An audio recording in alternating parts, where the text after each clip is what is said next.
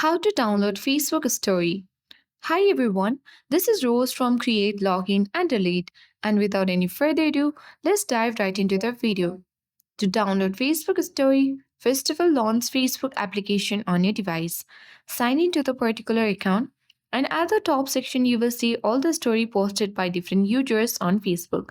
Simply you need to open any one of those that you want to delete or download on your device. So let's open this. If this is the story that you want to download, when you tap the three dots at top right corner, here you won't see any of the option in order to save or download this Facebook story on your device. Simply, the trick that you can follow to download this Facebook story on your device is either by screen recording or by taking screenshot. You can easily swipe from top to left in this way and take a screenshot depending upon your device, and you can see that we have successfully taken the screenshot. If that is the video or the video Facebook story, then you can simply take screen recording.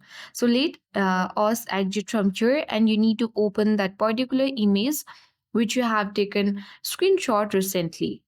Now you can simply edit this particular image on your device using the crop and rotate tool, and you can easily save the particular story, and in this way you can easily download the Facebook story on your device.